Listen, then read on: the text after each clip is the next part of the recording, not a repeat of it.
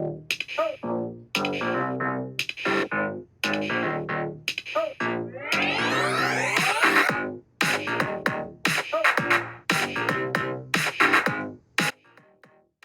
there, beautiful souls. I'm Colleen Lockoff.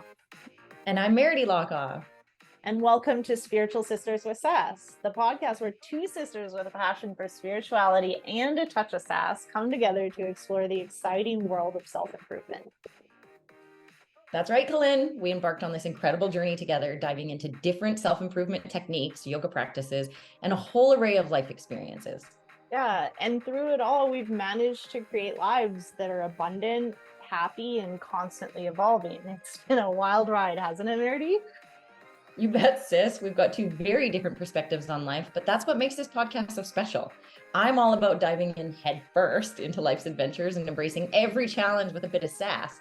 While Colleen here, she's got her own unique approach. Yep, that's me. And I'm all about the yoga, mindfulness, and finding my zen. And together we make the perfect balance. So whether you're looking for some wisdom, a few laughs, or just some heartfelt stories, you're in the right place. We're here to share our personal experiences and insights with you, all while exploring the wild and diverse world of self-improvement. So grab your headphones and get ready for a fantastic journey with us. Spiritual Sisters with Sass is here to uplift, inspire, and keep it real. Thanks for tuning in, lovely listeners. Let's dive in. Spirit and sass. Here we go.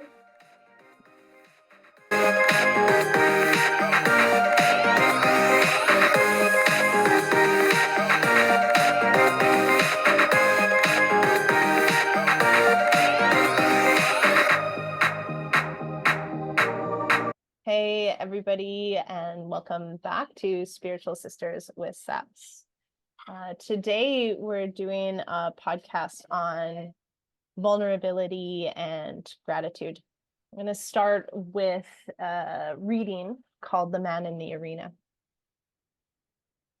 It is not the critic who counts, not the man who points out how the strong man stumbles or where the doer of deeds could have done them better. The credit belongs to the man who is actually in the arena, whose face is marred by dust and sweat and blood, who strives valiantly, who errs, who comes short again and again, because there is no effort without error and shortcoming. But who does actually strive to do the deeds? Who knows great enthusiasms, the great devotions, who spends himself in a worthy cause? Who at the best knows in the end the triumph of high achievement, and who at the worst, if he fails, at least fails while daring greatly, so that his place shall never be with those cold and timid souls who neither know victory nor defeat. Oh, it's my favorite speech ever. And it holds so much meaning for me because literally I will say to people, if you're not in the arena with me, I'm not taking your advice. And that really leads to that piece of you'll never be criticized by someone doing better than you, ever. So remember, if you're being criticized, it's from someone underneath you and you don't need to listen to their opinions. So let's dig straight in because this kind of stemmed from us reading. We both have read the book by Brene Brown, Daring Greatly. So if this, resonates with you, if you're really feeling it, we encourage you to go read the book. It's an amazing book. One of the things she really digs into at the beginning is vulnerability is weakness as a myth. And with that being said, one of the major things that we need to remember here is that the opposite of that is true, because vulnerability takes courage. Vulnerability takes strength because you're exposing yourself to other people. You are showing your soft spots, your dark sides. You are literally taking all of the pieces of yourself and like your insides and like pulling them out and putting them on the table for everybody else to look at. And that is the most uncomfortable thing that we can do. I know in this podcast, you guys have seen me do it time and time again. But the reason I do that is because I've spent so much time working on this and truly believing that the courage and bravery that it takes is what it takes. It takes courage. It takes bravery. It takes being willing to open myself up in those ways and let people come at me, because that's essentially what it is. But one of the things I'm going to say about that right now is that also, if I own all my darkness, how can you hurt me? You can't point my pain out because I've already shown it to you. And we have talked in previous podcasts about the fact that, for example, if you come at me hot with this big energy and I match that, we're just going to end up like two heads butting. Whereas if you come at me hot and I say, wow, ouch, this hurts, this doesn't feel nice for me, you have a hard time continuing to come in hot and heavy because it doesn't feel good for anybody to hurt someone else.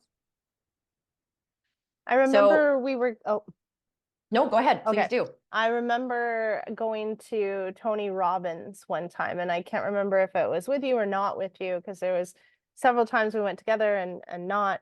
And one of the things that the gentleman, it was Date with Destiny.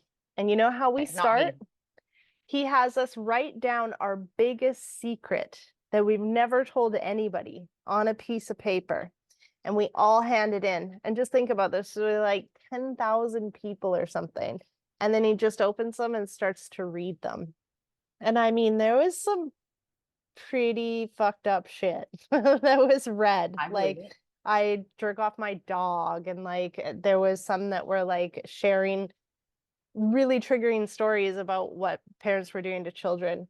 And I remember the exercise was like, it was completely anonymous. So you were not going to get caught writing it. You're not going to get caught for who you were for saying it, but it was an exercise in letting it out. Because once you let it out, first and foremost, you let go of that energy of holding it back. Right? And he had this picture of you standing up against the closet with skeletons trying to make their way out and you holding the door closed, and talked about how much energy that was. And then also the responsibility that comes with owning it. And one of his speakers said, the more you speak the unspeakable, the less unspeakable the unspeakable is. Yeah. Yes.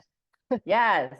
And so that makes it so that I want to lead straight into the difference between guilt and shame, because that's one of Brene Brown's. She actually says I'm actually a shame researcher, because of the way that this is. And with what Tony is saying and what that whole conversation leads to is that shame cannot live in the dark.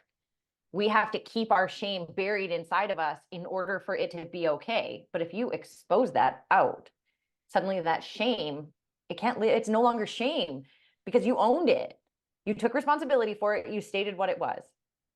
Right there, you can let that go. So the definition of shame is a painful feeling of humiliation or distress caused by the consciousness of wrong or foolish behavior. Another way to say that is I am bad. The definition of guilt is the fact of having committed a specific or implied offense or crime, meaning I did something bad. So shame is I am a bad person, I am bad. And guilt is I did something bad. Guilt we can let go of because we can change our behaviors. Shame comes down to who I am, and that part you cannot change is why we hold on to it. So the thing to understand about shame is that it's not guilt. Shame is a focus on yourself, and guilt is a focus on behavior. Those two factors are so huge in how we feel about ourselves and in our I am not worthy. Shame flexes your I'm not worthy muscle. Guilt does not. So for example, if you said something that was hurtful to me, I'd be willing to say, I'm sorry, I made a mistake. Or would you be willing to say, I'm sorry, I made a mistake? Or are you going to be the person who says, I am a mistake? Because when I come to you and say, like, what you just said hurt me, or even if I said words using a way that I know Lynn hates when I say this, but you made me feel, or I feel this because of you, it doesn't necessarily mean that it is even because of someone else. The words that came out of their mouth have affected you, but is that person now a bad person, or did they do something wrong? We have to stop the shame game. We can't shame them because you're not a bad person. You did a bad thing, and we can correct bad things. So shame is majorly correlated with addiction. Shame is typically the reason people will try to escape their feelings. Like a number one factor in addiction, second to genetics, because genetics will decide 50% of whether you are going to be an addict or not. And then comes in shame and trauma and experience. But one of the things that we need to realize is when our parents, said to you, you're being a bad girl, they were trying to use guilt to get you to fix what you were doing, and we turned it into shame, right? Our behavior is one thing, who we are is another, and we don't seem to separate those enough, I don't think. So there's also some really interesting things going on here with like the fact that shame in women and shame in men is very, very different. So there was this one thing that she says right in the book, and it says, for women, the best example I can give you is a commercial where she says, I can put the wash on the line, pack the lunches, hand out the kisses, and be at work from 5 to 9, both 9 to 5. I can bring home the bacon fried up in the pan and never let you forget that you're a man. For women, shame is to do it all, do it perfectly, and never let them see you sweat. Shame for men is not a bunch of competing or is having a bunch of competing and conflicting expectations. Shame is not doing, or it's shame essentially for men, weakness. Weakness to men is having an emotion. Do you know what vulnerability is? Feeling your emotions, feeling it all. And when you have these feelings, shame relates directly to our worthiness and whether we feel like we are valuable or not. When we sit in our shame, we sit in darkness. Shame cannot live in the light. When we expose our shame, being vulnerable, it's now exposed to the light, it's being seen and feeling like we are showing our bad side in darkness. It makes it so that they're no longer hidden anymore. And the cool part about that is if I show you the bad sides of myself, you can't make me feel bad about that later because I know that it's there. I'm aware. If you're choosing not to ever change those things, though, then that's where you will shame yourself. Your guilt is in the sense that, like, hey, so I feel like crap because I did this thing. Now, for me, one of the most powerful quotes I've really read is an apology without a description of how you're going to fix your behavior is just manipulation. Mm-hmm. Right? That one to me is so powerful. And for me, if you ever have done anything to me, the way I would like to be apologized to is I'm sorry for what I did. And the way I'm going to fix that in the future is. That way, I know you have a plan on how you're going to behave with me the next time. And then if you do it again, we can have this conversation, but it's a matter of time before I'm going to pull myself away. And not because of anything that's wrong with you, but because of the things that are going on don't work in the life that I have. These things don't benefit me, don't encourage me, don't bring out my best self. And the triggering that they're doing isn't being healed. So for me, yes, I distance myself. I've gotten away from cutoff culture, which Lynn and I know that's my go-to. I'm a freezer. I freeze you out. You can fuck off. I'm done. And I'm moving away from that in the sense that I can still be kind to you. I can still even have conversations with you, but the level I let you in completely changes. And the amount that you get from me changes. This brings up one of the agreements that I have when we do teacher training is specifically around no more apologizing.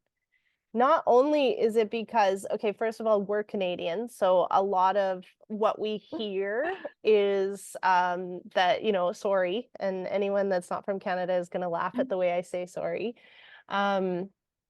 Is that we apologize. Even if I like bump into you, I would be one to say sorry.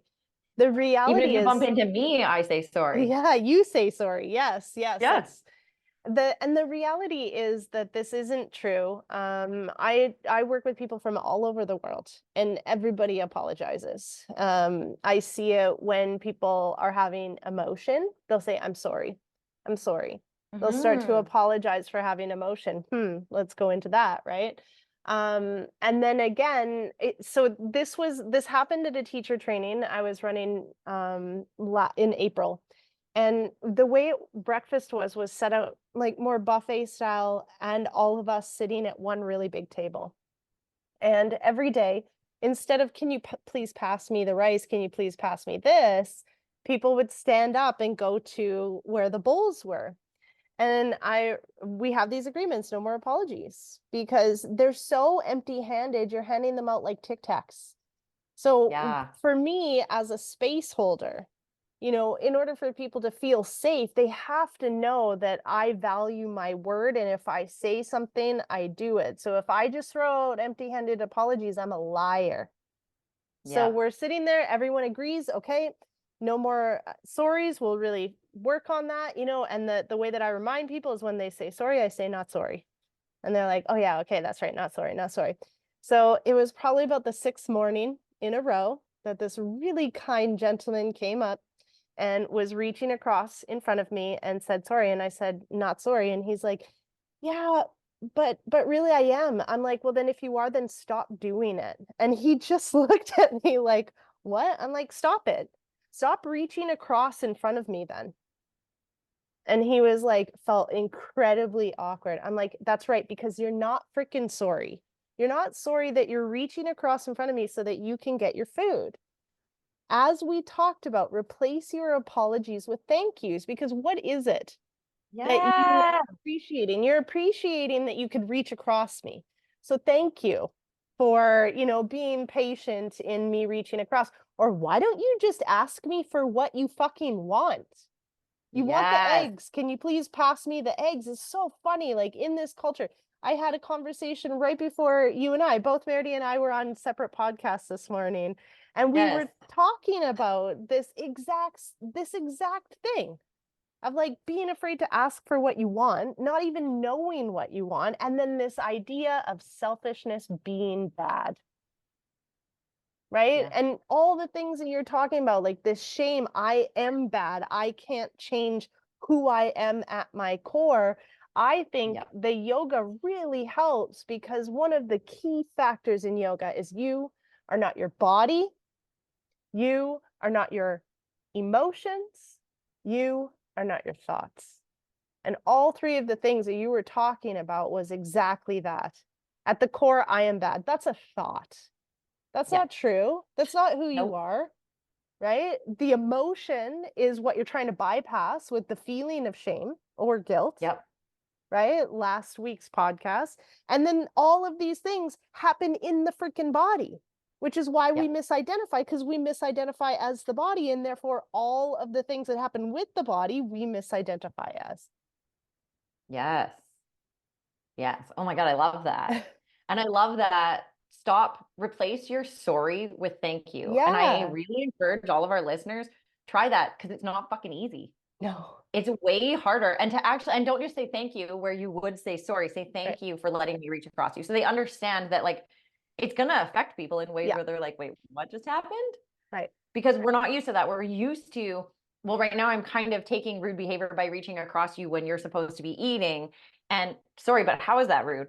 I do prefer that, hey, would you mind passing me the eggs? Now, if you're in the middle of a scoop, asking you that just means I have to wait. And Yeah. that's fine.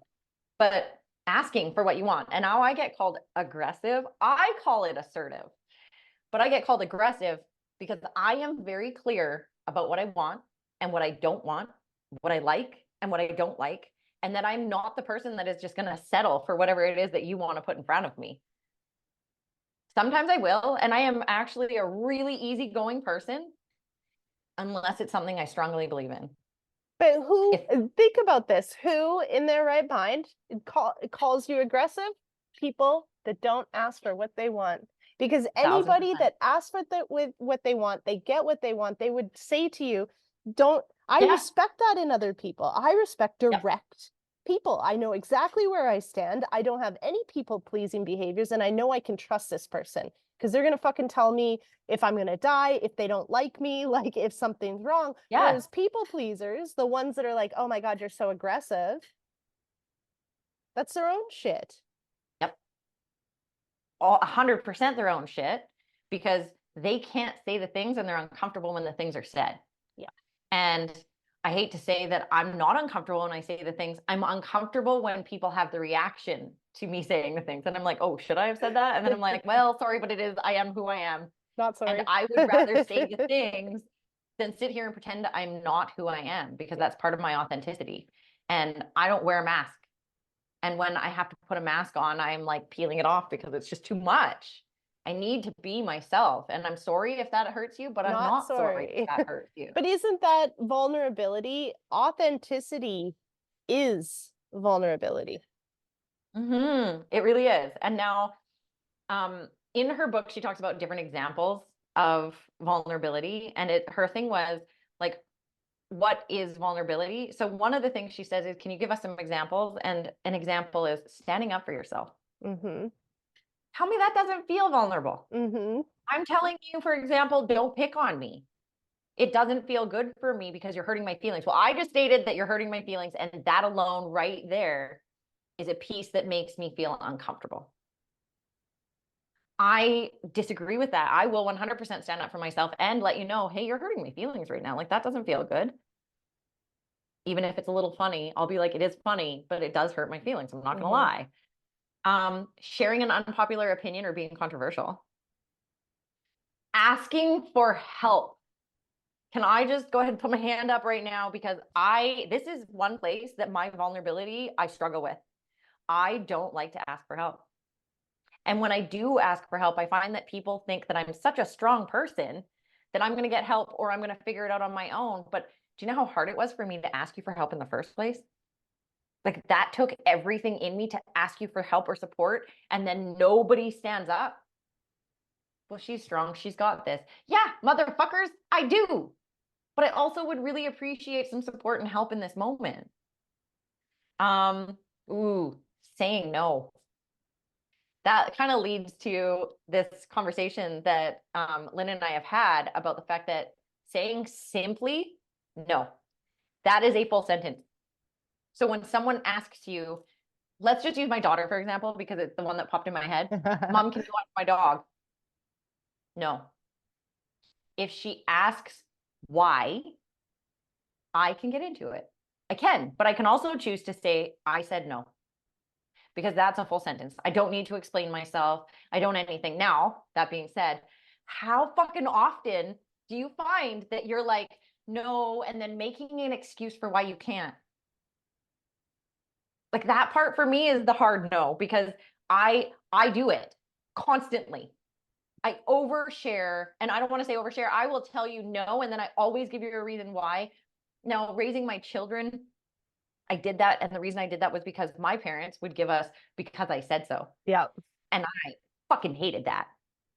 I just wanted to know why, though. Like, help me understand why, and then I can move on from it. Right. Right. So for me, when I was raising my children, I would literally say no because blah blah blah. Now though, my kids would walk away. Not sit here being like, but why? But mom, but I want to. They would just be like, oh, she said no, and this is why, and move on. I should have stopped by only saying no with an explanation to my children while I was disciplining them. I then turned that into everybody I talk to. No, because. And more often than not, you won't even hear me say, like, make an excuse for it. No, because it doesn't feel good for me. No, because it's not a priority for me. Maybe because I don't want to let you down, but I can't commit to it right now. That for me is major. And I have to say that's because of you. Giving that, not having to give that explanation, you don't need to know my reasoning why. The answer is just simply no. Yeah. It is a hard one, because I think we have been trained to, honestly, to lie about it. You know, here's the thing that keeps coming up for me over and over again is integrity. You know, I worked with a coach for some time, and she said, you know, everybody is out of integrity. And that feels icky to me, just that statement alone. The truth, though, but it feels true. Like, right? Let's just look at it, because even so, that was my word of the year in 2020, and that was a hard year. I feel like that's been your word of every year. Fair. It feels so hard though, because I as an ex people pleaser, it's very hard to stay in integrity because I'm afraid to cause drama. So I avoid drama as much as possible, which means that I'm not fully honest. You're And not in so integrity with yourself. it's 100%. I mean, this goes right down to like fine tuning, which is how deep I've gone inside of like honestly being dishonest. And it feels gross to think, well, I'm not a liar. Sorry, but we're all liars, whether you're lying by omission or lying because you don't want to tell the truth, Yeah. which is simply, no, it's not important to me. Like, I'm sorry if that hurts your feelings. I guess I'm not, because really I'm not, because I'm not going to change my opinion of the fact that it's not a priority to me, and it's not going to suddenly become a priority to me because it's important to you, unless you are incredibly important to me. And even then, am I staying in alignment by doing those things? Right. And when I say alignment, I'm talking about integrity. If I'm not in alignment, then everything else in my life is going to suffer. My business will suffer. My relationships will suffer. My personal relationship with myself will suffer. Mm-hmm. So staying in that true alignment is so incredibly important, and staying in integrity is incredibly important. I find that with my authenticity, that alignment comes with it, which is how come sometimes, yeah, people are offended by the things that I say or offended by my actions, because I'm going to be honest with you, and I'm not sorry. And I feel like I'm going to start saying that. I'm not sorry Good. that I am me. Because I'm not eventually sorry. you'll switch from the I'm not sorry either to just like I'm me and this is a no. Because Yeah. even in the not sorry, it's still addressing the sorry. Yeah. And I really encourage you guys right below. How do you feel about this? How do you feel about the fact that I'm going to own my own shit and it's not that I don't care about your feelings. It's that I need to stay true and integral with myself. So I'm not willing to compromise what makes me happy to make you happy. Now, that being said, this is a new thing for Merity because of the fact that, and this is all surfacing for me right now in experiences happening in my life, because for the last 22 years, I have been a mom who has had to give everything up and compromise my life to make sure that the people that I'm taking care of are taken care of well. In my opinion, I've compromised on so many different things that I'm at a place in my life where I'm being selfish. And it's so hard to be selfish. It's so hard for me to say, no, I'm not doing this thing because I really don't want to. Well, And then someone saying, what? let's get into it because Oh, let's do it. Okay, so a prime example, and we'll just use Lindsay in this one because this one's just easier for me to use Lindsay and not be mean.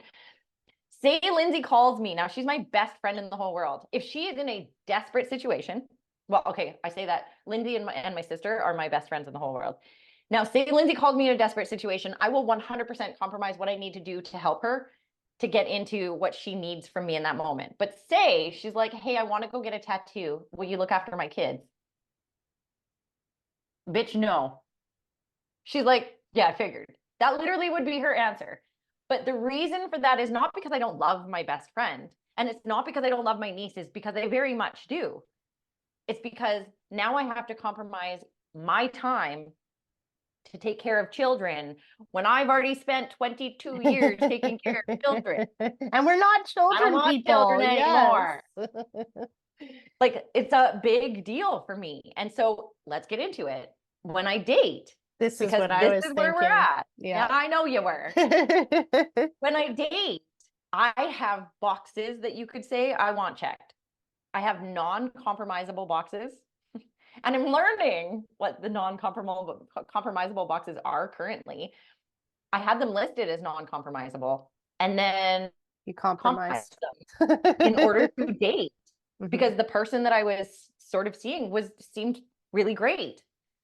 Is really great. He is really great. I shouldn't say that. He is really great, but we're not in the same place, because young children,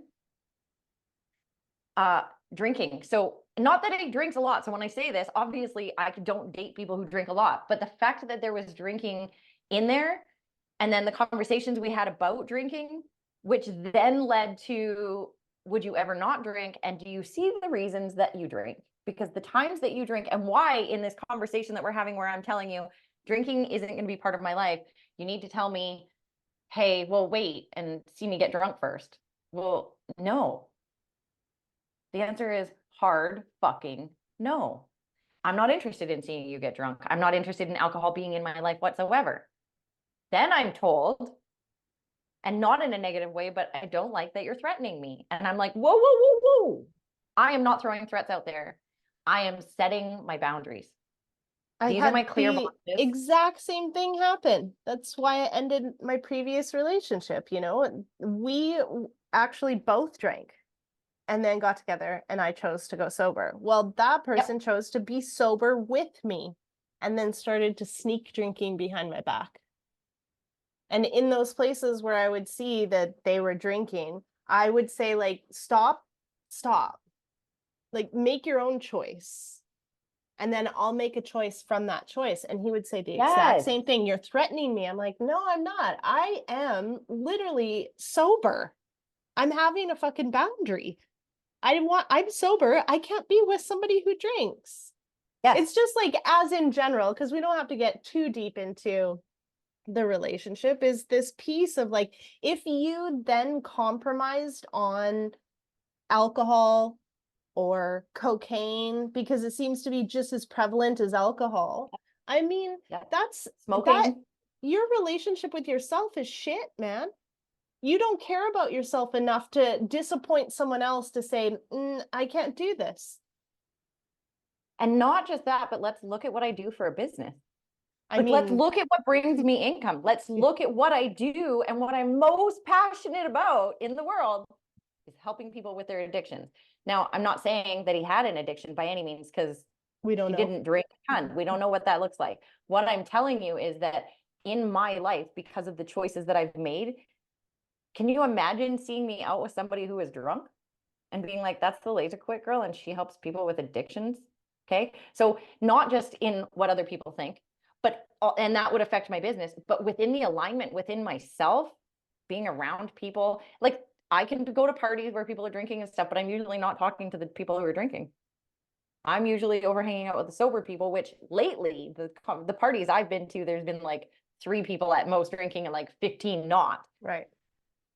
But in alignment with myself, that just doesn't align. That, like, shoves me out of what I believe in so strongly that I don't want no part of it. And it's amazing to me that is being vulnerable. Okay. And authentic. The people that come at me then personally for being sober. Like, oh, well, first of all, calling it down, you're not doing that sober thing again. And then beyond that, like, come on, stop being such a pussy or whatever the story is there. Pooper. Yeah, have a drink. And then beyond that, you know, I know that clearly is, just like we were talking about at the beginning, the fact that the people that are calling me down are drunker than at the level. you know. I remember saying to one person in particular, I won't say who was on me, just have a drink, just have a drink, just have a drink. You're not a drunk, you're not a drunk, you're not a drunk. And I'm like, listen, just because I drink less than you doesn't mean I don't have a problem with alcohol. Because what that means is, if I have a problem with alcohol and I don't drink anywhere close to what that person drinks, then they'd have to look at their own shit and recognize they have a drinking problem. And that's too much. Can we just also get into the fact that drinking has been normalized so much that being drunk every weekend is normal, but really that's addictive behaviors, as well as the fact that it then costs you your weekend from being hungover, your money, you're poisoning yourself. Alcohol causes 7 different kinds of cancers, inflames your body and your skin. Like, there's so many things. There's not one, there's not one good thing about alcohol, except what they've started to do is tell you about, like, how red wine can bring down your blood pressure. It's like, no, that's a lie. You know that, right? That's just like milk is good for your bones. Like, you know, that's a lie, right? Made up by. Anyway, so we've digressed. We've gone in a totally different direction now.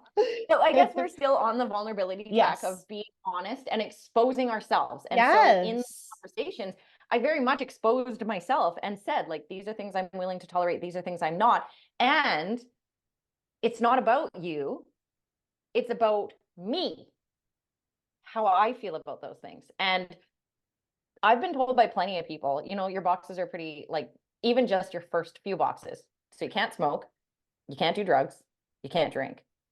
And then on top of that, this crazy bitch right here decides that she would prefer no children under 12. And if at all, no children preferably. Okay. So my first 4 boxes eliminate probably 90% of the men out there. Then let's get into the fact that, like, ooh, Meredith wants you to be loyal. Oh, I'm down to probably the last. Oh, there I go. Thumbs upping again. Now I'm down to the fact that I'm probably down 95% of men. So now I have this 5% little group. Now, if we want to talk about that 5% group, I actually have a couple of really great friends that I love to death that fit in that 5% group. They have all the things that I want in a man, and I can't date him because either we're not physically attracted to each other, or, you know, there's just no connection between the two of us. So now really, am I looking for 5% or am I looking for 1%? So I've even been told by people, if you keep these ridiculous standards, you're going to be single forever. Do you know what my answer is to that? I would rather be happy and single than settling and miserable. So I guess I'll be single forever, and I'm fucking okay with that. That being said, I do not believe I'll be single forever. I do believe my person is out there, and I do believe my person will come. It's only one person. Yes. It's not Just gotta find that 27 million. It's one person. And that one person is definitely out there. Agreed. So to continue talking about Yes. a couple more examples of a vulnerability, initiating sex. Some people really struggle with that because of the rejection. Men, I would say, yeah, see, even and because of the rejection feeling of it, like having sex is a very vulnerable, exposed thing, and now I'm going to initiate it and be rejected from it. That matters. Calling a friend whose child has just died. Yeah. The first date after a divorce, saying I love you first and not knowing if someone's going to say it back. Not knowing if I'm going to succeed in my future endeavors and the goals I set. That one is a scary one. Getting fired, falling in love, trying something new. Exercise. This one is a great one because New Year's. Exercising in public, especially when I'm out of shape and I have no idea what I'm doing. That part sucks. Yeah, I've been because there. there's people out there that make fucking videos of you in the gym and then post that up so that everybody can laugh because you didn't know what the fuck you were doing, and instead of helping. Anyways, I rant. Yes. But these are the things. This is exposing yourself. Yeah. And you know what? For me, if I'm doing something still or doing something stupid and you want to video that and post it, doesn't make me a bad person, idiot. Admitting that I'm afraid, breaking up with someone, that is probably the hardest. I really struggle with hurting other people. And that's part of the thing we were talking about earlier, is that is one of the hardest things for me. But realizing that in order for me to choose my happiness, I have to sometimes hurt people. And that part is fucking hard, I have to say. Another one is being accountable, personal responsibility. That shit's vulnerable. Yeah. And asking for forgiveness. This one is huge for me because I think in fights, to me, I think this is one of the biggest things that people fight about. Is it's like one person is just like pointing the finger, you. And so the defense is automatically you, even if you did fuck up and do something wrong. The hard part is to not just attack someone back and to be like, wow, I really fucked up there. You know, I've recognized this. Meredith came at me a little while ago and she said, listen, I just need to, are you open? If you're not, don't listen anymore. I'm going to tell you right now that when I try to talk to you, you constantly turn things back on me. And I'm noticing this in the podcast. I'm sharing this because this is how I feel. And if this is how you fight with your partner, then this is probably how he feels. I'm like, no, that's not how he feels. That's not how we fight. So a little while later, we're out and we get into a little thing and he's mad because of my tone. And then he comes at me with a tone. So I mean, immediately I'm like, how can you fucking come at me about a tone when you have a tone? And he's like, see, you do this every time. You just turn it back on me. And I'm like, oh, fuck you. So I sit with it. And then I'm like, I mean, the only way I can move forward here is by apologizing. So I apologized. And then I got out of my trauma response so I could think logically. And then it came to me and I shared. I was like, shit, my sister just came at me that I always turn it back on her. And those were the words that you literally used. And then I was like, what happens is I'm afraid that you're going to leave me. So I have to point out what's wrong with you so that you know, like, we're both all fucked up and you can't leave me. So if I just point out your faults, then we can focus on yours and then we don't see what a piece of shit I am. And that was huge. And so I said, and so my request is, that when I have that tone, can you just say there's that tone again so that I can hear it? Yeah. Because it's not the I first can time reel I've heard myself it. in. Yes, so I can reel myself in. Yes. And so he said he would do his best to work on that as well. And that was it, like me asking for forgiveness because that's not where I came from initially. It was just like, fuck you. No. Yep. Yeah. And also, that's what we were taught. Let's be real. That's what we were taught. She never asked for forgiveness after she beat the shit out of you. No, Ever. she did though. That was the thing, is like the moments after were always the hardest because it was like I'm sorry that you made me so mad. And I That's think not asking for forgiveness. well, I know, and at the same time it was, and this is where when I worked with my coach, a lot of codependency came out. Of like, you're codependent and you have a problem and you need to like break away from your relationship with this person and spend some time like working this out, because every time you go to work on your shit, you just have all these excuses. This isn't going to work anymore. And so that was like a big shift, which just consistently puts me back in my trauma response so that I can't act like an adult when anything's going on. Right? What did I just say? I go after you. Well, what did I just share? That's why I go after you, because it's your fucking fault that I'm going after you in the first place, because you suck. Yeah. Right? Yeah. Yeah. So crazy, you guys, how I all mean, of our child I shit know. surfaces yet again, right? It's And even when you've done work on it constantly, like we've been doing personal work. I started in 2005, 2006 when I read The Secret. You really started doing it really deeply when you started working with your coach, like what, 10 years ago-ish? Like we've been doing this work for a long time, and this stuff will forever be the things we're working on. And if the minute you think you're perfect, it's time for you to die because you've already been here and learned all the things you're here to learn. yeah. So there's some explanations as to Yeah, how so people feel. Sorry, go ahead. well, that's what I was gonna say. Like, if we can take it a little bit deeper.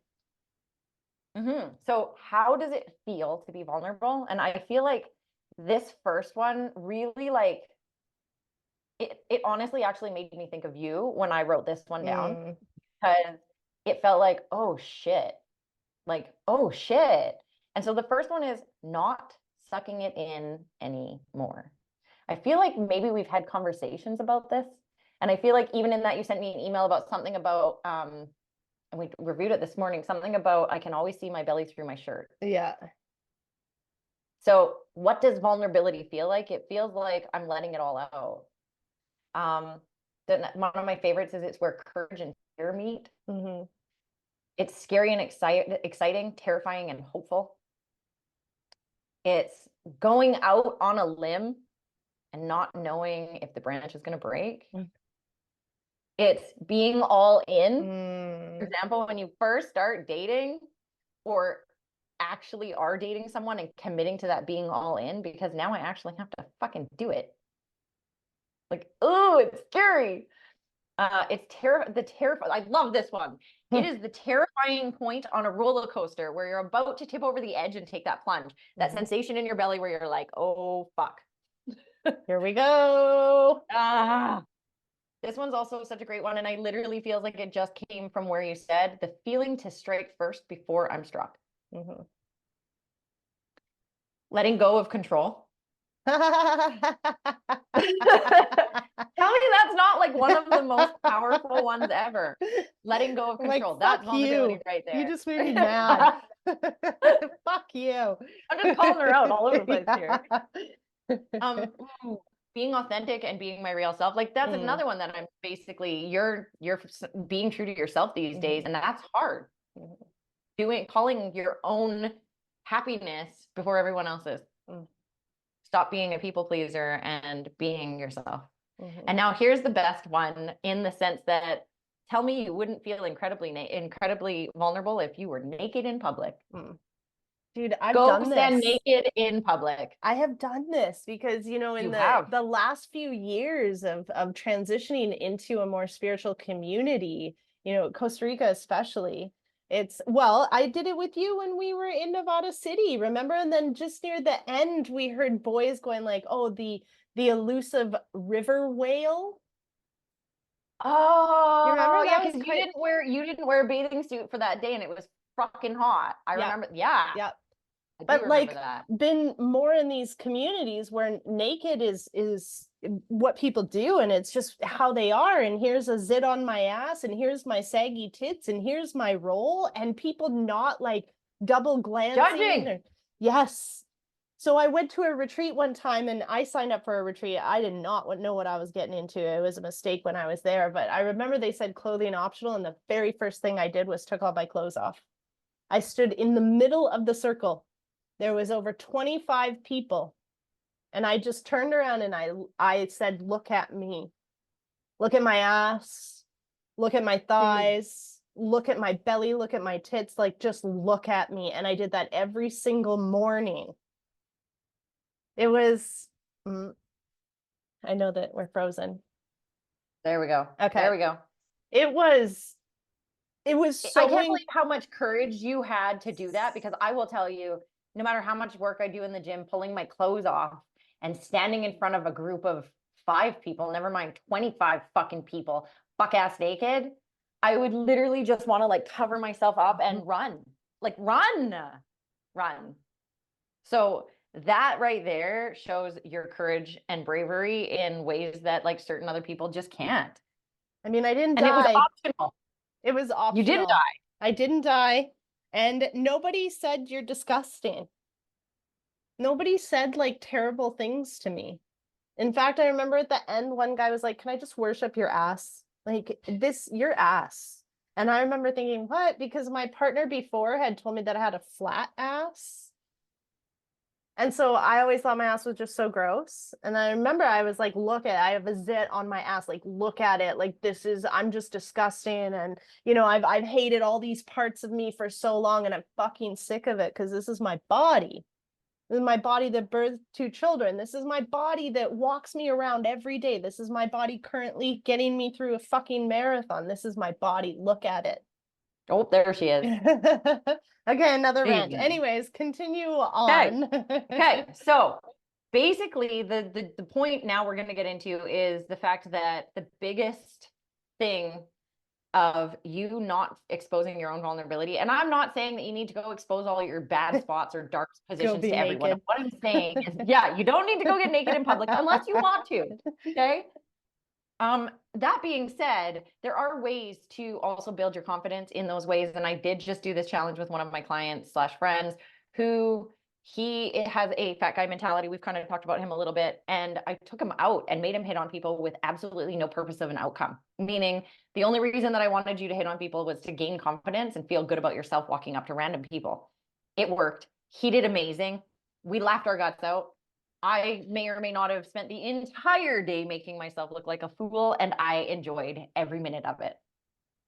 But this is the key to all of this. Is we're going to close out with the fact that when you are not vulnerable, you are choosing to forebode any joy that you may get, because in order to feel joy, you have to feel feelings.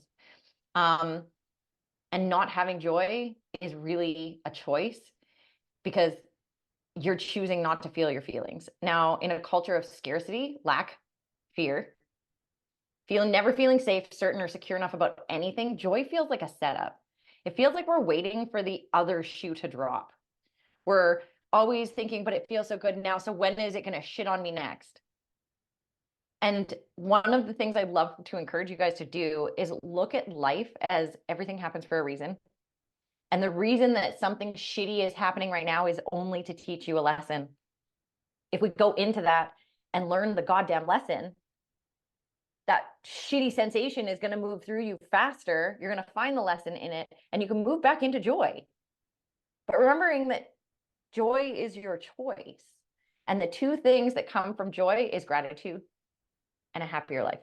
Now, happiness is a feeling, which means it comes, it goes. It's not something that's going to stick around. Joy is a choice, and joy comes from gratitude. So there's a bunch of things that I've read why gratitude is beneficial. One is because it positively impacts your self-esteem, enhances your positive emotions. Oh, I'm thumbs upping again. And it leaves you feeling happier. There's social benefits, like you attract positive people into your life. You improve your romantic relationships, strengthen your family bonds, especially in times of difficulty. Mhm. You'll be more optimistic, more charismatic by being more gratuitous, by being more thankful for the things that you do have in your life, even if there are things you don't have. The way that the law of attraction works is that if you're grateful for the things you have, the universe is going to bring more things to be grateful for. Also, in your career, there can be some major benefits to gratitude, like you're more patient, you make better decisions, it helps you find meaning in your work, and it'll help you relieve stress. Physical benefits are huge in gratitude, and the fact that it reduces your stress symptoms, reduces your depressive symptoms, helps you sleep better, and motivates you to make better choices in life. So there's some practices for gratitude. Lynn, I'd love you to share your practices first, because I know some of yours have really been awesome for me, and I've benefited a lot from those. So share with us some of your practices for gratitude. I love that. Thank you. Side note, I've read like well over 300 personal development books in the last like 6 years or something like that now.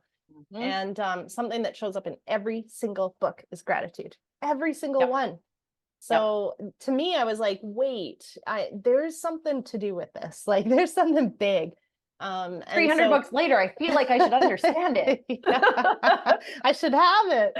Yeah. So daily, like 3 things that you're grateful for. And not just like, oh, I'm grateful for my kids, because those are easy go-tos. I'm grateful that I live in Costa Rica, but like actually diving in to find like the more specific and detail oriented you are, the more you're actually seeking out the positive. So if I'm happy to live in Costa Rica or grateful to live in Costa Rica, why am I grateful to live in Costa Rica? When I look outside, I see so many colors of green. I'm so fucking grateful for the color green and all of its different shades and the way that my heart feels when I'm in nature. Right? Like, I feel like also for me being at your house in Costa Rica, I was so grateful that walking out your front door, there's 15 macaws in a tree. I was grateful for being there to watch the macaws and listen to them. Yeah. Just to sit there and listen and experience nature. Yeah. Okay. So keep daily going. journaling, affirmations, I can know that meditation on gratitude. I like Ho'oponopono, though it's not necessarily 100% to gratitude. It is very like, I love you and thank you. I'm sorry. Please forgive me. It's really taking those moments of presence to recognize that shitty thinking isn't helpful here. Yep.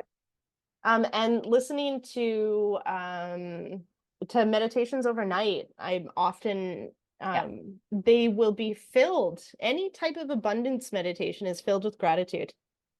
Yes. Yes. I find for me, being grateful for the littler things, like, you know what? I'm grateful that there's enough money in my bank account. That's a big one. There's enough money in my bank account to make my car payment. I'm grateful that, it's -20 in Canada right now, but that I get a warm house to be inside of. Right.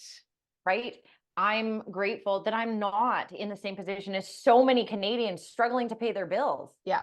Or I'm grateful, like those are the big ones. The littler ones for me is I'm so grateful that even though my kid is still living in my yard, that almost every night I get to have dinner with him. I'm grateful that last night my child came in the house, and because I was busy painting my nails, he was like, "What happened to dinner?" And I was like, I figured you should make it." And he was like, "Oh, okay." And I was like, "Wait, what? What?" And he was like, "Okay." And he like got up, and I'm grateful that he made me dinner last night. I did have to clean up after him, but I'm grateful he made me dinner. So who cares that I had to clean up afterwards? I get this all the time when people are saying things like, oh my God, you're so far from your kids. I'm like, you're right. And I'm so grateful for technology. Yes, yes, big time. I will, the major thing for me in my gratitude now, if you guys are doing the journaling thing, one of the things I encourage you to do is what it's called counting your wins. And Yeah. if you're, say, on a health journey, and we have a tendency to beat ourselves up if we even screw up just a little bit. So, a great example of a way to count a win that is a small win, instead of eating the whole box of cookies, I only ate one. Because no, yeah, I still didn't do exactly what I wanted to do, but God damn it, I did a better job than I did before. Oh, that's a win. Even this week, I have not been able to marathon train, and I was supposed to do a 2-hour run. And so I immediately go into like, I'm never going to be able to do this. I'm so exhausted. But you know what? The gratefulness is that I'm so thankful that I'm listening to my body and that I'm taking time for myself. I'll get back on training next week. Yeah. Yeah. Being sick sucks, but your body is saying something. So if you don't, you're going to be sick a whole lot longer. Right. I'm grateful for my body for showing me when it's time to slow down. Yes. Right? Yeah. I hate that. I shouldn't say that. I dislike that sometimes I have to get my body to the place where it has to get me sick to get me to slow down. So in the moment, I'm grateful that I slowed down so that I could listen to my body. Yeah. Right? Yeah. The smaller things are the ones that matter. So for example, and I was just talking about this, I have a bowl on my table. My sister hated, everybody who comes to my house hates me for it, but I have a bowl on my table full of peanut M&Ms.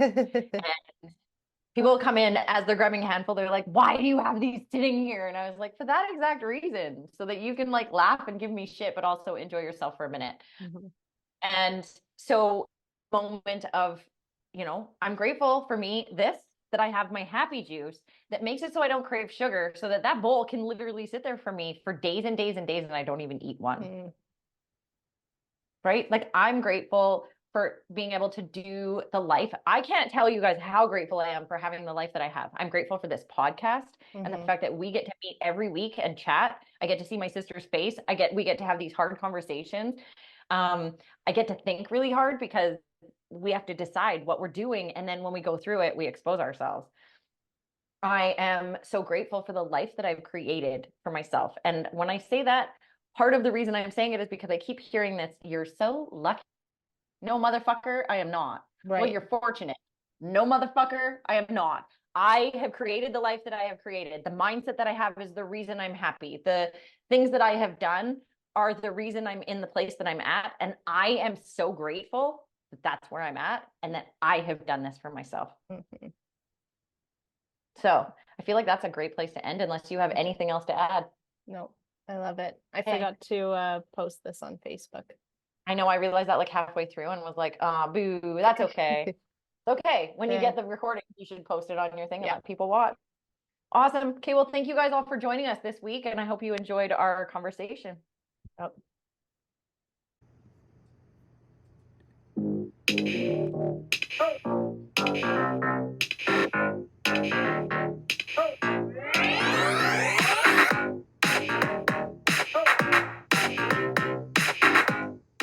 Thank you for joining us on this spirited journey today. We hope you enjoyed diving into the world of self-improvement with us. Two sisters who found their own unique paths. Remember, life is a tapestry of experiences, and it's how we embrace them that makes all the difference. So whether you're on your yoga mat, exploring mindfulness, or simply navigating life's twists and turns, always keep that spirit and sass alive.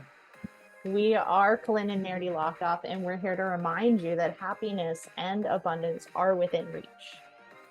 Stay connected with us on social media and keep those questions and stories coming. We love hearing from you. Until next time, beautiful souls, keep doing the work, keep sharing your experiences, and keep living a life that's authentically you. And never forget to add a little extra sass to your day. Spirit and sass, always.